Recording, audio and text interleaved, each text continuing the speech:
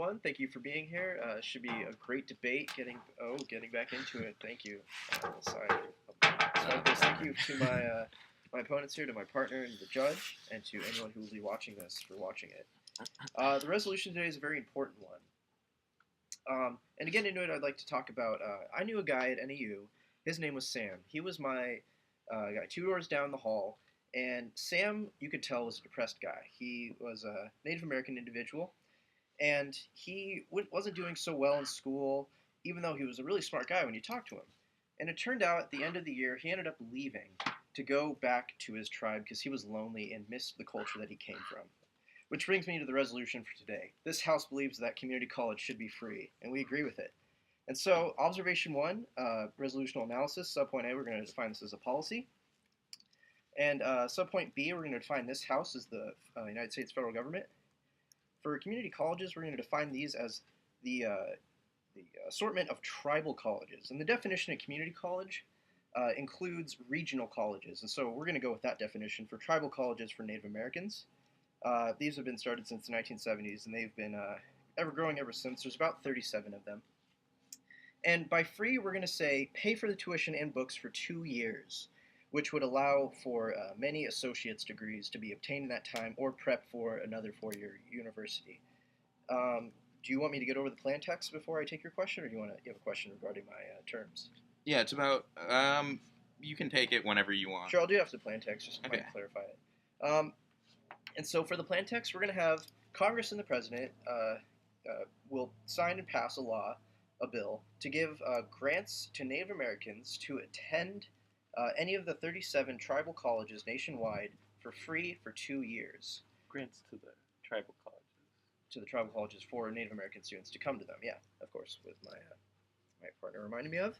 And this will be done with normal means, and it'll be done as soon as it could get passed, which would be hopefully immediately. So for D, we're going to go with net benefits for this. I'll take your question. Thanks. Are these tribal colleges available to students who aren't Native American? Yeah, they are, actually. Okay. However, with our plan text, we're going to have these for people that specifically come from these tribes. They are registered in the tribal systems in the same way that is already done currently. And so there's really no additional burden with that. And so moving on to, I'll take your question after I'm done with my first advantage, if you don't mind. Advantage one, tagline this, ending the cycle of poverty.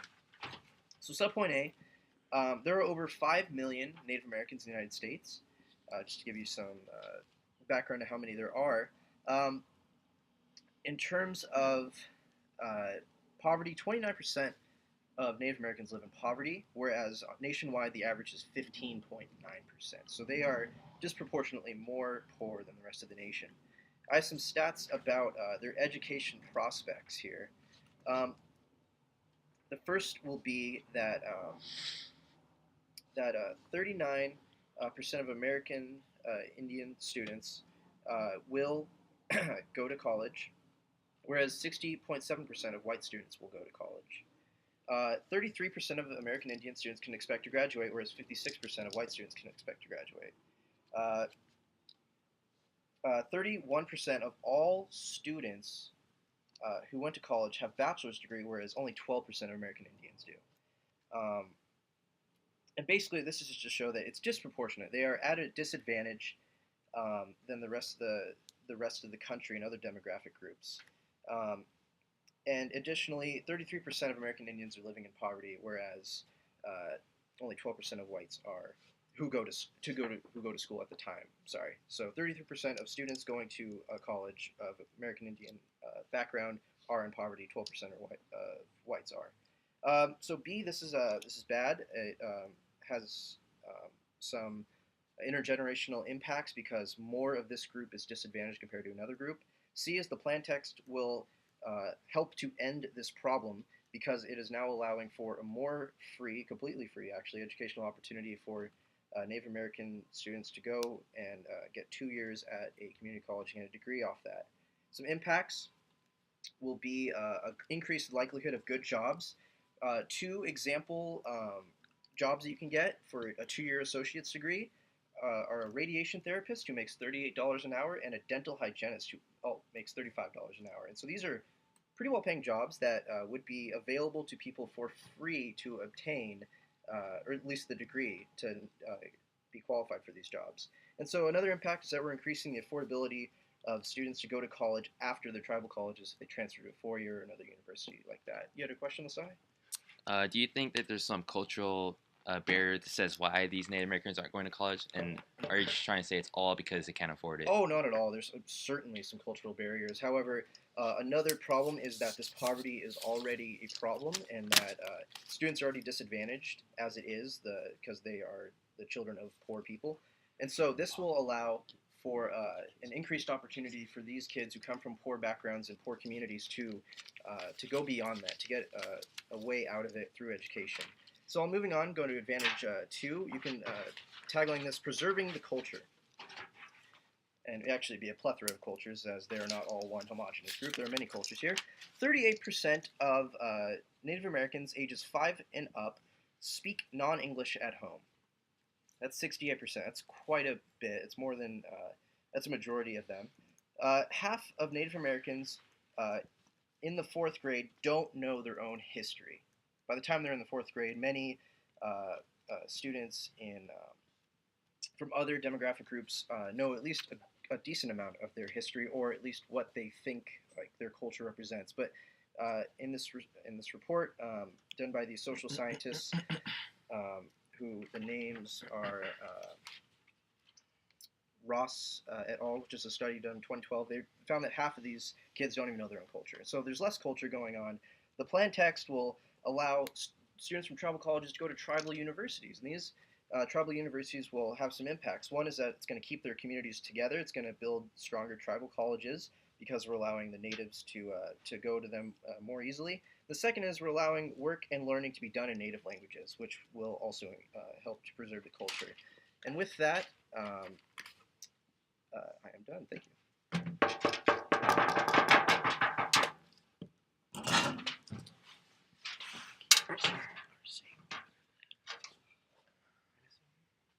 No, I also don't You don't have need more. pre-flow. Or so you want to I go just, for it? I kind of want to go. Yeah, I write say down we what just you- All right. All right.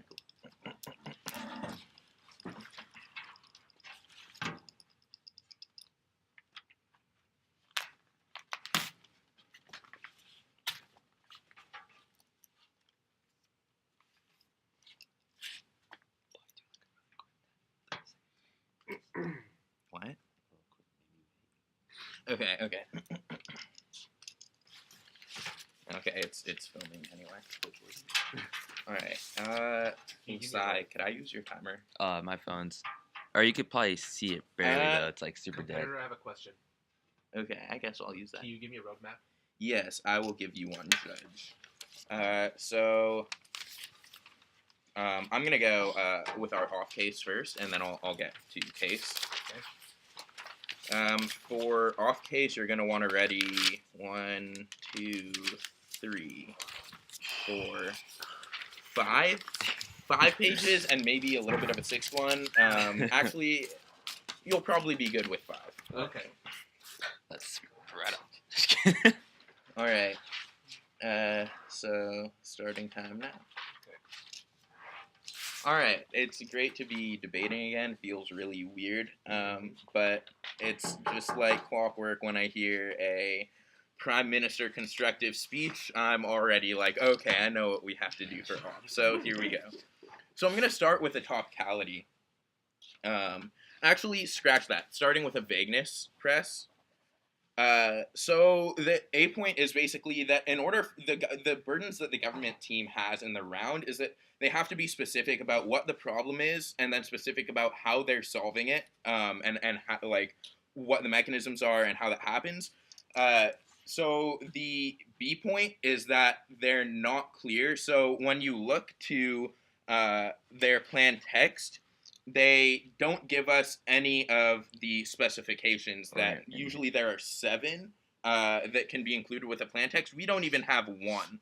And we did ask questions about their terms because this is really like sort of a topic we absolutely weren't predicting. But again, we don't think that's going to be an issue. but because of that, they should provide us with more information. So they didn't tell us how much this is going to cost, who's going to pay for it, when this is going to happen. What is the enforcement? Like, what if the tribal colleges just decide to take those grants, or don't dole them out? Or do you even have to have a certain GPA, like, in order to get these grants? They don't give us any of that.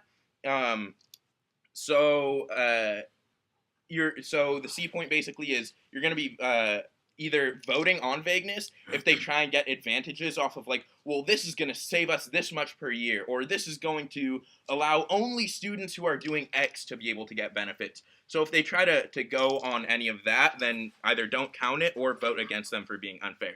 But the vagueness press here is our first argument. Yeah, what's up? When you say that we're not including any information, by normal means, do you not take that to be that the costs are assumed and that they will be paid for?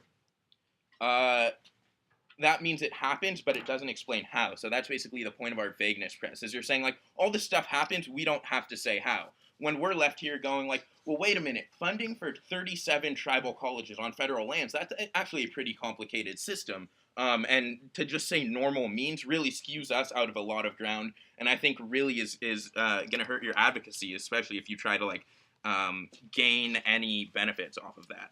So first disadvantage, and Lasai, how do you get the timer back? Sorry. I think my phone is dead. Okay. You're at 2. Would you like to keep the Thanks. time? Okay. So disadvantage 1, this is going to be a decrease in the quality of education. So Forbes magazine article today released an article entitled 4 Reasons to be Skeptical about Obama's proposal to make community college free.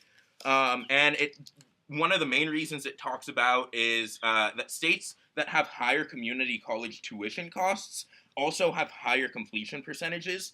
And what the Forbes article says is that students who feel that they actually have a financial stake in their education do better and care more about it.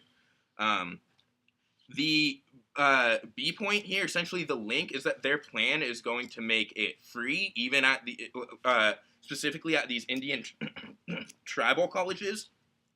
So basically the internal links are that this is going to decrease the complete amount of credits or units that students are completing at these colleges. And also it's going to decrease their own stake in their education. So they're not going to be going to these tribal colleges in order to be regaining their culture and learning about perhaps those sorts of things, but they're going to be going there because it's free, and so that's going to be sort of like their best option.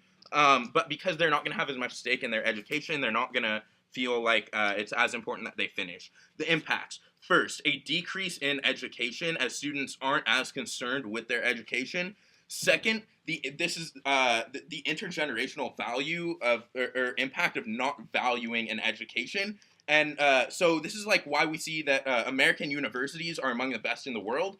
That, yeah, you have Cambridge, you have like one college in the UK, some elsewhere, but you have tons, especially the Ivy League, Stanford, Harvard, world-leading universities as far as how much money they get in endowments to do research.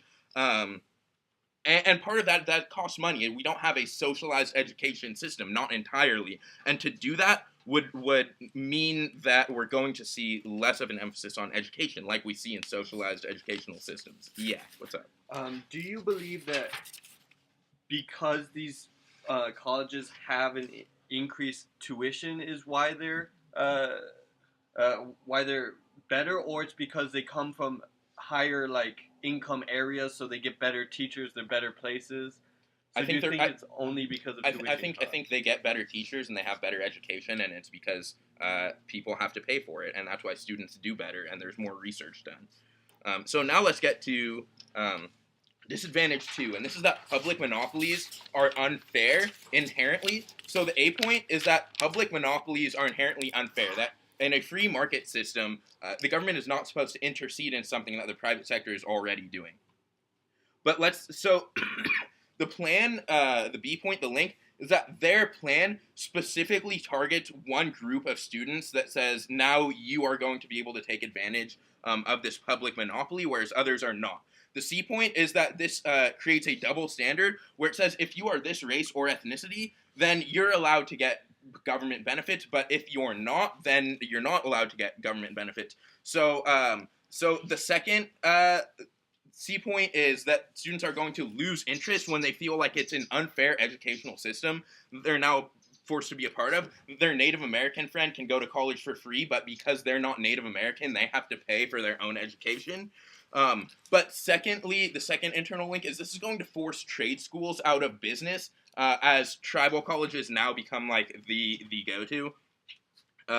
Impact is you're going to have less education as a result of students dropping out, and you're going to have less skilled labor available because of the decrease in trade schools. Ultimately, you're going to have less educational freedom, especially for Native Americans who should be able to choose. Do they want to get in touch with their roots? Would they rather integrate with society? They should get to make the choice, not have it done for them where it says, well, because it's free to go to a tribal college, that's what you're going to do, instead of paying $50 a unit at a community college. Sorry, I don't have enough time. DA3, call it sleight of hand. It's masking the A point. The Congressional Budget Office says this is going to cost $60 billion a year. The B point is that the plan makes the government pay, doesn't decrease any cost at all. C point, this is an increase in taxes. Impacts, first, an increase in taxes. Second, Republicans become intransigent in Congress. So this will be like the only, like if this ends up happening, Republicans are going to be pissed because taxes are going to have to be raised. And finally, you're going to see a cut in public services. So even in Native American communities who really already do get a lot of public funding. Now let's get to case. First is they give us no harm scenario. So in their Advantage 1 and Advantage 2, there are no harms. They just give us statistics. They don't tell us why it's bad. Now, if they say that one group is in poverty more than another is, Lasai already talked about its cultural issues. It's not because they can't afford college. And secondly is that if they're in poverty, government already subsidizes their education. So their whole entire case has nothing to do with cost, nothing to do with increasing access, simply is just saying that this would make more Native Americans get in touch with their roots. So because we've provided a lot more disadvantages than they have advantages, you're going to be voting for opposition today. Thank you.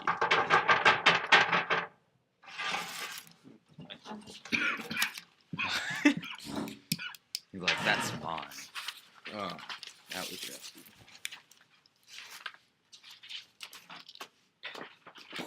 What the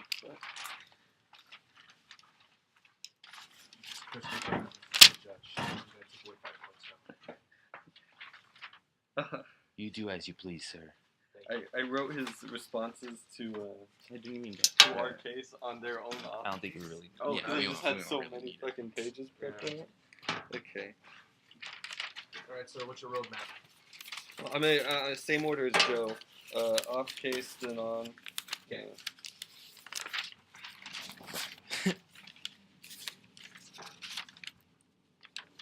Okay, I'd like to thank everybody for being here, and let's just get this debate started. So, to start with their vagueness critique, they said be specific about what the problem is, that we're not clear. They didn't really give any impacts to this, so they didn't really tell us how this is going to affect their debate. They just said we can't come up with an economic implication. But I just want to say, first of all, this is just ridiculous, because normal means cover this. Clearly, when we say normal means, the money's going to come out of the federal government's allotted amount of money they have for their education. They have a budget for education, and they're going to give some to Native Americans. It's not that complicated. 37 schools is actually not that much compared to all the other schools in the entire country. We could do this easily. Then they said they don't know how a grant works and how there's no enforcement. Well, to get a grant, you have to do the thing, the grants, or they just stop giving you money, right? So you can take the grant and do what they say, and you can earn the grant, or you cannot do it and you then don't get the money from the federal government. That's how grant works. We didn't think it was necessary for us to do it, but I guess they did. Yes, Joe? So, these grants that you're making available, what do students have to do in order Students to have to do nothing. The colleges have to give them free Okay. education. Okay. That's what the grant is. That's what our plan was. So students just have to be. Okay, so you can see this is ridiculous.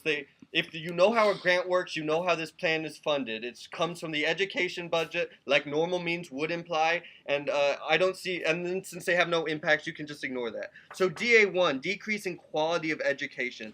They say they cite this source that says students from or colleges with higher tuition costs achieve more. Well, first of all, this has nothing to do with the actual students or cost of education. This is because states like California and New York, where there's more money and there's more people involved and there's a higher cost of living, where wealthier people live, they have better education. They can get better teachers. So richer schools get better teachers. That's not because the students aren't trying. It's only because of the economics foundation and because of like this cycle of wealth or poverty. Low income areas stay low income. High income areas keep being high income. So the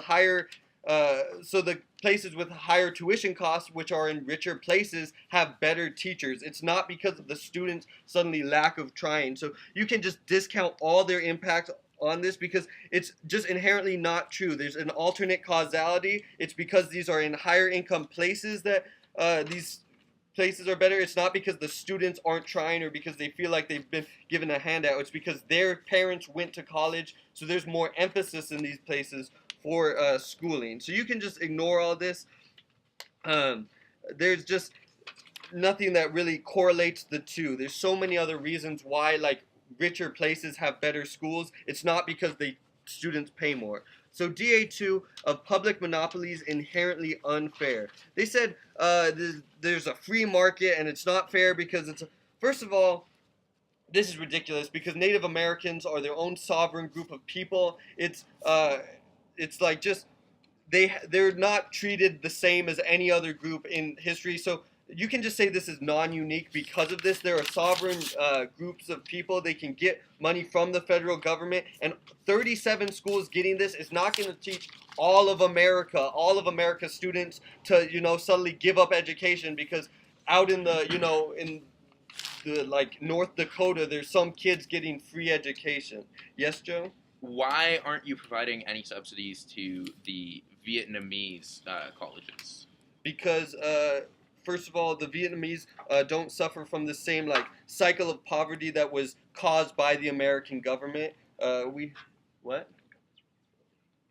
Also, like our government, we did this to them. We caused the cycle of poverty before the colonies. Native American tribes didn't have this cycle of poverty. They could get out of it. So it's more we have a responsibility. And then also, this is also non-unique because we have affirmative action. So I know as a white person that maybe I won't get into a school if, a minority candidate comes in. But that doesn't mean I don't apply to colleges. It's not going to affect me. It really has no substantial impact. So this is just non-unique. So you can get rid of all these impacts too. There's not going to be a decreased education because like no one's going to be bothered by it significantly. We already assume that Native Americans get slightly better treatment in terms of this stuff, so it's just non-unique across the board.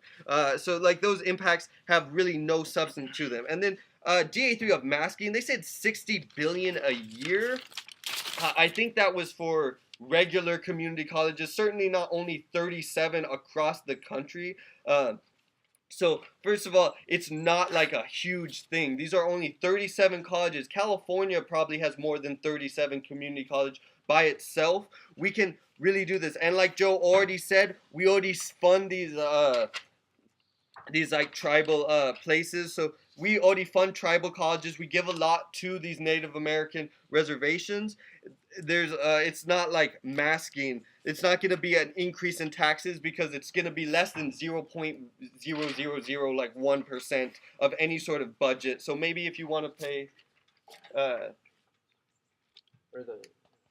and then so there's not going to be these cuts in public services. But either way, if we increase education, there will be more people giving back to these communities. So if you get an educated populace, people will come back. They'll either give to their communities, they'll try and bring it out of poverty, so it pays for itself, even if there's like a penny increase in your taxes, because these are only 37 schools across 50 states. So if they pay a penny more, it's going to be worth it in the long run. So the intergenerational impacts of this schooling makes it worth it, even if Republicans are a tiny bit upset by like this small like clause that's just going to be added. Yes. So you're meaning that you only have just small magnitude impacts. Not to the Native Americans. It's like spread out to the, because your DA of masking, I think, is to the Congress and to our normal, like to our federal government.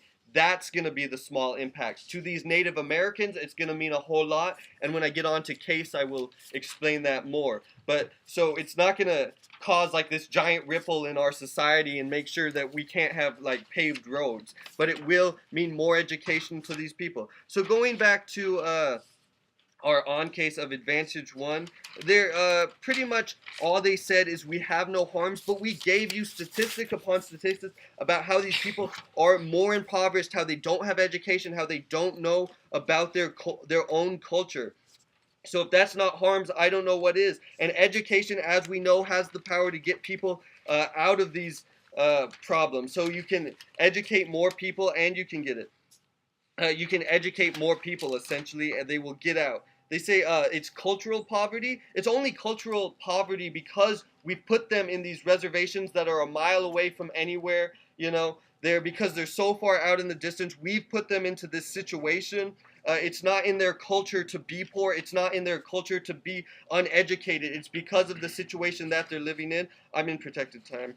And then finally, their advantage two of preserving, our advantage two of preserving culture just pretty much went untouched. So you can flow that all across, Judge.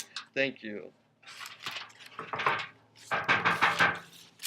Every single one of these went over time. Don't say that. I saw Joe went over more than I went over probably like 20, 25 seconds. 30 seconds. Yeah. What I did. I saw 28 on mine. Good Joe. I think that's disqualification, actually, of that speech. So I think you're just scared. Well, you could have point of ordered it and said he's over time. You shouldn't be flowing anything that he's saying at this point. We're rusty. I think Yeah. we can all We're get being a break. generous. Yeah. Don't worry. Thank you. Of course. I just went over time in like an equal. Can I amount borrow of someone's that. timer? So it's all. One of you guys' time. Mine's dead. There's- You want a timer? Yeah, I'll Yeah, use one yours. no. We need the judge to have a timer. Oh, He right. doesn't need a timer. Oh god. Okay. I just won't be able to sex it anymore. Oh. Yeah, Native Americans compared to whites. Yeah. Not to blacks, not to Hispanics, not to anyone else. All right, so for a roadmap, I'm gonna start on their case in order, then I'm gonna go off case in order. All right. So the debate we have today is that this House would make community colleges free education, and they decided to pass a plan that says they're gonna make tribal community colleges for free, and they're trying to claim that they're gonna get the impacts of increasing good jobs and increasing affordability, but they don't give us any magnitude or any probability of how these impacts are how they have access to these impacts. They don't.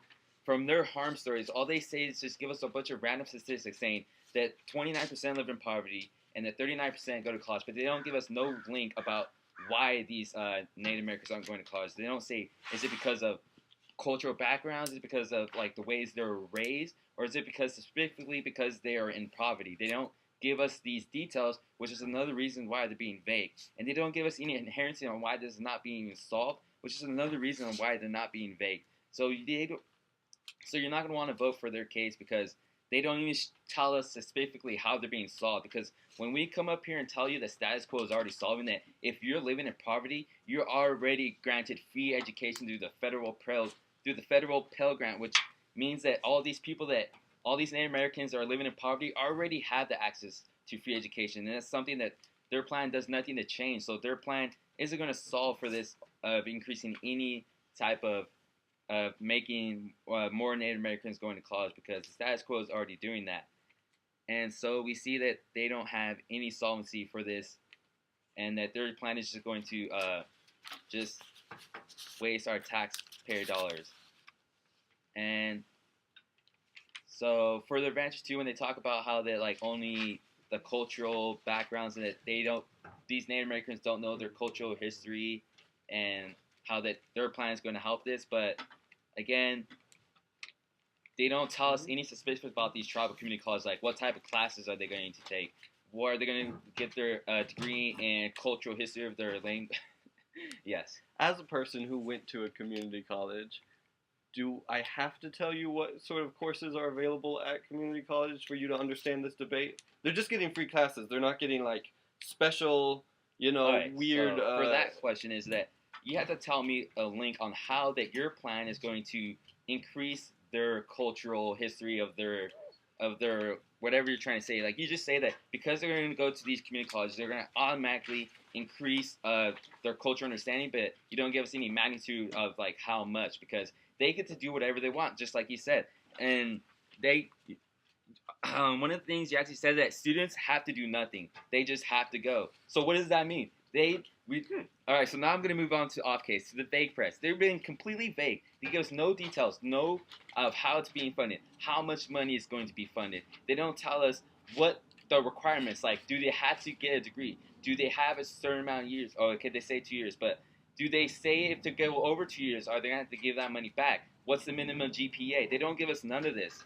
And so we don't know if the students even have to attend college. They get free access to college, but they don't have to even any requirements to attend or get any GPA. So they have no incentive, no motive to even do this. And this hurts our ground because they're being so vague. We can't run more arguments because they're being completely vague.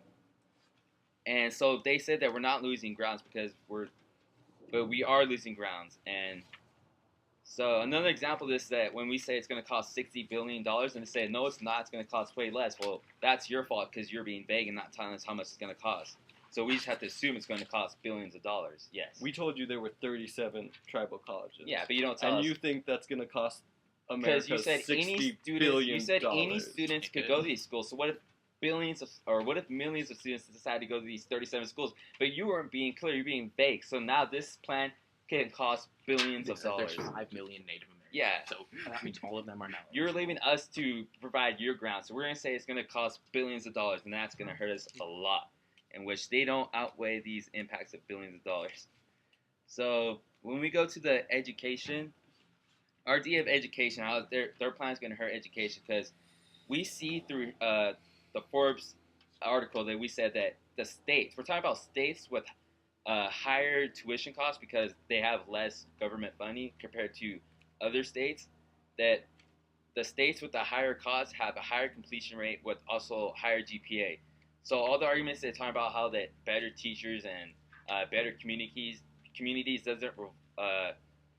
doesn't link because we're talking about states and wholes. And they brought California in one of these examples, but in the Forbes article that was posted today, actually says how that California has a very low tuition cost, as in like students don't have to pay that much to go to college in California because they have a lot of federal funding for California, which means that when they compared California to North Carolina, they have to pay more for their tuitions because they don't get that much government funding, that North Carolina and the other states have higher completion rates and have higher GPAs average than California. So we see that our DA of hurting education still links to their plan because they're going to make these community colleges completely free. And so we see that the impacts of decreasing education still upholds, and that their plan decreases the value of education, and it just decreases the incentive for striving for good education because people in high school are not going to strive to get high GPA. They're not going to strive to get scholarships. They're not going to strive to go to high achieving schools because all they have to do is get a minimum 2.0 GPA in high school and fail a bunch of classes and take summer school because they know that they're going to have free access to a completely free education of these 37 tribal schools in which anyone could go to. So we're going to see that their plan severely hurts education. And on the public monopoly part, what we're trying to say is that their plan is going to take away the strive from like the vocational schools and the for-profit schools because they're making these 37 community colleges completely free, which is going to take away less people to go to these like trade schools. And the United States is actually suffering in skilled workers like labor workers, and we're falling behind countries like Germany, which has a very low unemployment rate for the youth because they have better access to trade schools and rather than just giving free community colleges. Yes. So, knowing that community colleges do offer a lot of like trade school programs, you're saying you'd rather have these colleges go unfunded and then have more for-profit colleges? Are you advocating that? I'm saying that you're going to cause a public monopoly on these 37 tribal community colleges. All right, now to the masking part, we were talking about that it's going to cost, that the money is not being free, that it's the same bill, just different buyer. Someone's still going to have to pay for this education. It's going to be the taxpayers.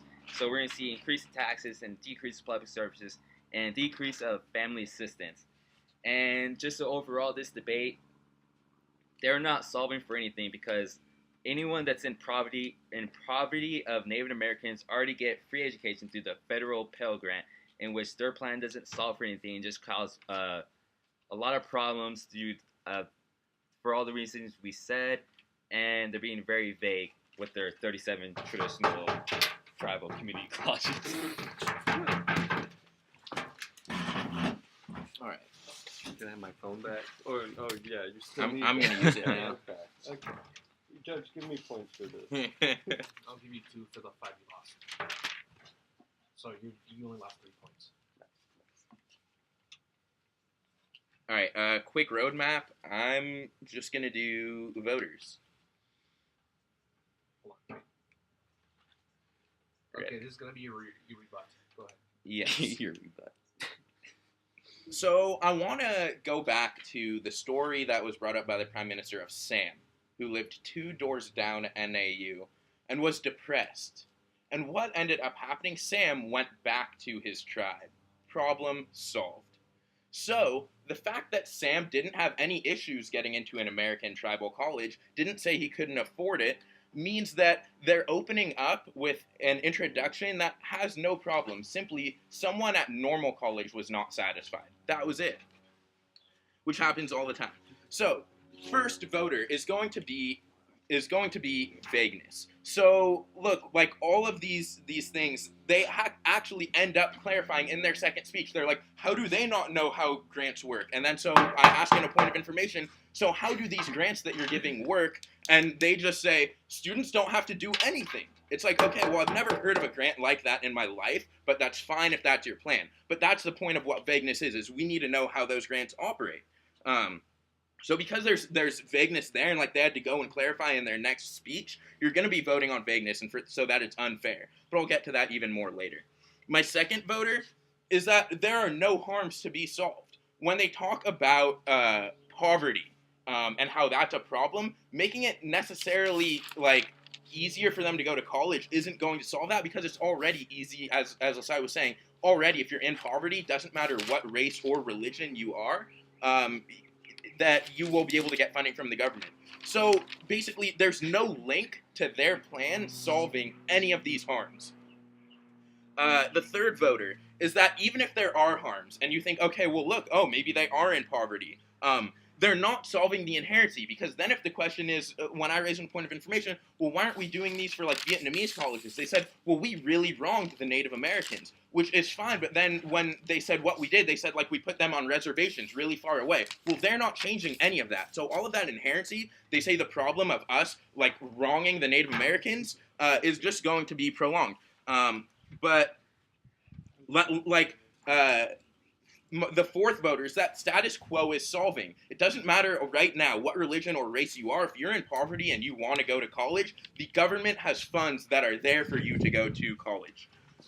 So they're not. They never brought up like status quo solving or pretty much. I said that shit.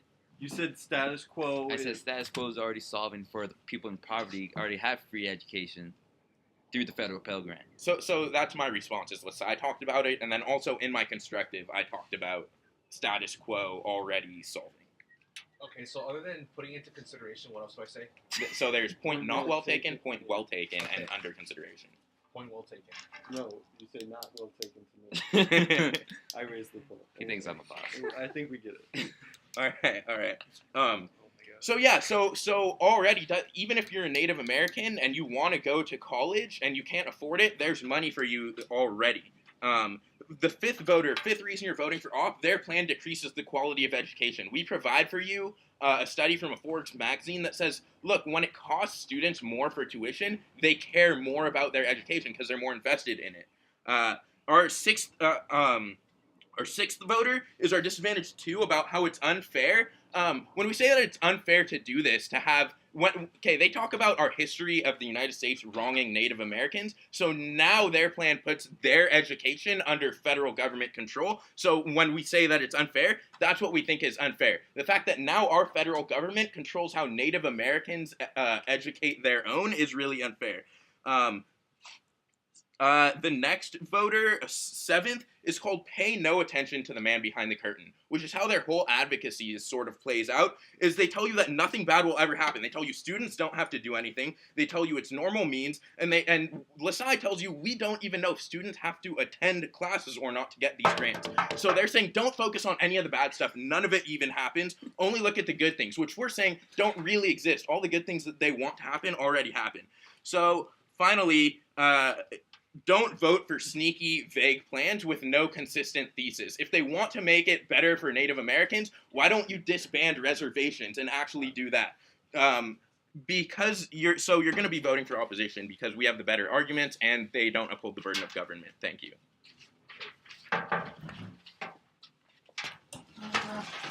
Sorry, I clicked off the timer somehow. Oh, I didn't see the time. I probably did like That's 7 minutes. That was actually a 10-minute rebuttal if you guys didn't. It was Figured. 4. I'm gonna fall Again, asleep. you went over time. I did. I probably went over like 5 to 10 seconds there. 20, Damn actually. it, you guys. 20? Talk your shit. 20? What the You know fuck? you were all at You home guys are before just not this. No, I was at work. yourselves right now. You Earning know a you wage. were at work where you can use your A phone. living wage or minimum No. wage? Is it possible to get a living wage in Orange County? I don't No. I don't think so. Oh, you're way over. It's like 20 minutes. He never stopped. All right. Roadmap judge. I'm just gonna go. I'm gonna respond to what they brought up against the case. To begin with, I'll go over some off-case points, and then I'll go against their voters, and I'll say my own voters. Cool. Oh my goodness, we lost it. Okay, so to wrap up this very important debate, I'd like to say thank you everyone again for doing this. So to go on to the on-case points that were brought up in the block there, we need to talk about how these things are already solved with Pell Grants, and that the SQUO was able to take on all the problems that we talked about in our two advantages. The response I'll give to that is that if there's a risk of solvency in increasing the capability of fixing the problems of, one, the inequality in education attendance, and then two, the availability of having an education in one's own culture, if our plan at all increases that, we have a risk of solvency, and so we are solving for something. The second thing would be that the SQUO does not already solve for allowing people to have education done in their own culture to the degree that our plan will be able to allow it to become. And so we are actually solving more than the SQUO would let on to already solve. And so I feel like I've addressed that pretty well. With the response that was brought up against, we did say a lot of statistics, and it can be overwhelming. I understand that. However, when you say that there's no harms, the harms are the facts that there's a disadvantage here. I brought that up in my PMC that there's an inequality between Native Americans and whites, and so the less advantaged Native Americans, our plan hopefully will create better educational and employment outcomes out of this. And we do this for a couple reasons. One, like I said, it increases the likelihood of good jobs available. And we're doing this because for free, in our plan, a Native American could go to one of their tribal colleges, get any one of these 2-year associate's degree, and have a decent, well-paying job based on these two radiation therapists and dental hygienist jobs I threw out there as examples. And so that would help end the cycle of poverty because we are giving essentially free access to well-paying jobs if they meet the program and work through it. The second, with that, it increases the affordability of colleges after, as people are able to save up while they're going to these tribal colleges if they want to continue. And I brought that all up before. For the advantage two, with response to like what kind of classes, what are these, the vagueness with response to what do the students have to do. The whole point of these grants is that we're putting the burden of what requirements are necessary on the schools themselves and not telling students you have to generate whatever requirements you need to graduate. That's always been the responsibility of the university or the school that the student is attending, and the grants would simply be given to schools that would meet the federal requirements set up. And like I said, normal means, so we would have sensible requirements that are already implemented. And so with regards to like what kind of classes, we don't have to talk about this in this debate. And it's not really that important because, like I said, the schools would make requirements themselves. Going on to the off case now. For their disadvantage, the vagueness point brought up. Like I said, we don't have to give details because it's all on the universities for this. But in terms of the vagueness of how our plan is actually solving harms, I said earlier that that the inequality of education outcomes, like I said in these statistics I brought up, and the fact that the 33% of Native American students going to university are in poverty as opposed to 12% of whites, that's a big deal, and our plan would help to minimize the poverty level happening while students are going to a university. And so for the vagueness, I did bring up the fact that there is the inequality and that this plan would minimize the amount of money needed to go to a college for these Native Americans, and so it would help them in that sense. With regards to the decrease in education, it's a pretty sweeping generalization to say that increased tuition costs has an increased completion, and we're not too concerned with actually that statistic because we're just trying to increase the availability to Native American students, and we're not concerned about how the tuition costs plays into that necessarily, as long as more students are going to universities, which is what our plan will do because it gives more access to people that are disadvantaged and don't have the opportunity that other ethnic groups do in these states that have higher tuitions. Oh dang, I'm out. It's funny. But we did our time management. Yeah, we did. And voters are going to vote for us.